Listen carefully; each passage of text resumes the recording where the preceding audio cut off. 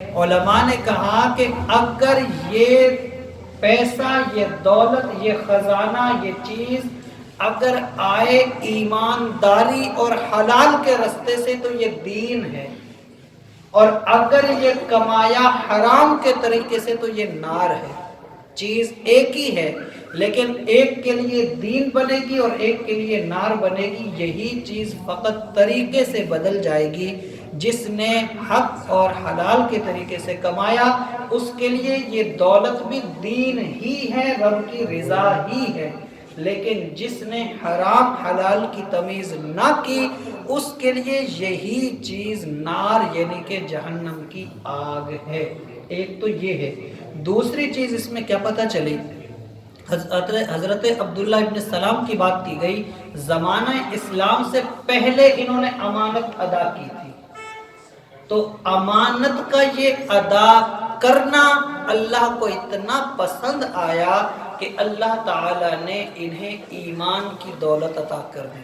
تو یہاں پر ایک سبق ہے، وہ یہ ہے کہ ایمانداری یہ چیز انسان کو حق سے ملا دیتی ہے۔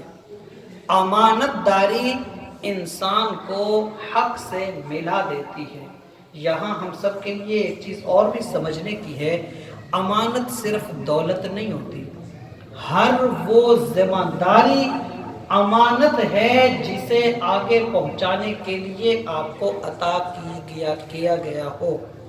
اگر والد ہیں تو آپ کے پاس ایک امانت ہے کہ اپنی اولاد کو اچھی تربیت دیں، استاد ہیں تو یہ امانت ہے کہ آپ اپنے شاگردوں کو اچھی تربیت دیں، اچھی تعلیم دیں، دین سکھائیں، ادب سکھائیں، حضور کا طریقہ اور حضور کا راستہ سکھائیں۔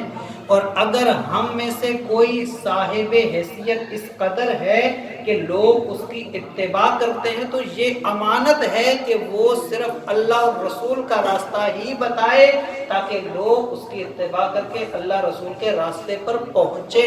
اور اگر ہم میں سے کوئی متبع ہے، کسی کا اتباع کرنے والا ہے، تو یہ بھی امانت ہے کہ اپنے مرشد کی طرف سے جو پیغام ملے وہ امانت صحیح طریقے سے ادا کی جائے۔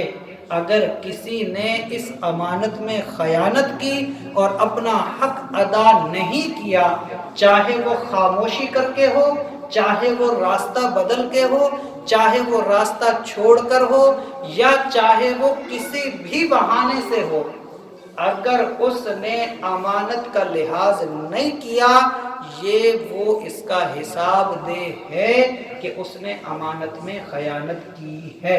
تو یہ ایک دولت ہے، پیغام بھی ایک دولت ہے۔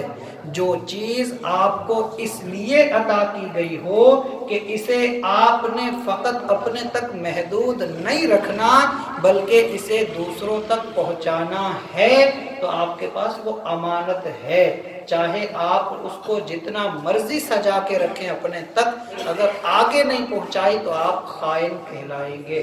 اللہ تعالیٰ سے ہمیں یہ بھی دعا کرنی چاہیے کہ اللہ تعالیٰ ہمیں امین بنائے، کیونکہ حضور علیہ السلام کی پہچان یہی تھی۔ کفار جو آپ کا کلمہ نہیں بھی پڑھتے تھے کہتے تھے آپ صادق ہیں، آپ امین ہیں، امانت دار وہ مانتے تھے۔ اور یہی چیز آج ہماری پہچان ہونی چاہیے کہ ہمیں جو بھی امانت دی جائے، چاہے وہ جسمانی ہو، چاہے وہ مالی ہو، چاہے وہ روحانی ہو، کسی بھی طرح